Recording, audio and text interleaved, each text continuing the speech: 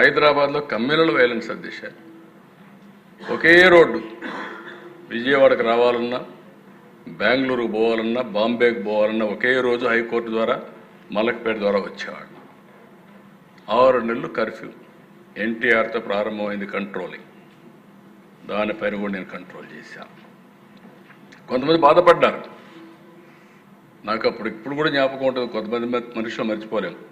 గబ్బర్ సింగ్ అని ఒక అతను ఉండేవాడు, కేఎస్ఎన్ మూర్తి. 6 అడుగులు ఉండేవాడు, 130, 150 కేజీలు ఉండేవాడు. ఎంత పర్ఫెక్ట్గా ఉండేవాడంటే ఆ చార్మినార్ ప్రాంతానికి పోతే మొత్తం భూమి అంతా కూడా కంపిస్తూ ఉండేది. ఆ విధంగా ప్రవర్తించేవాడు. మొత్తం కంట్రోల్ చేసాం దిశ. ఇప్పుడు అందుకే దిశ మీ ఆవేశాలకు అర్థం ఉంది.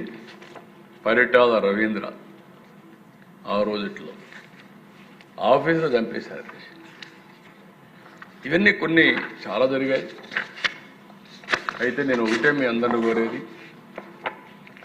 వాళ్ళు చేసిన పని మనం చేయగలిగితే ఈ రాష్ట్రానికి న్యాయం జరగదు.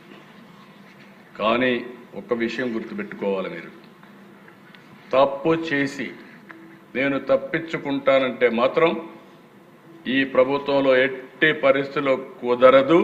తప్పు చేసిన వాణ్ణి చట్ట ప్రకారం ఎట్టి పరిస్థితుల్లో పనిష్ చేసే బాధ్యత నేను తీసుకుంటానని చెప్పి కూడా నేను మీకు తెలియజేస్తున్నా, హామీ ఇస్తున్నా. No second thought.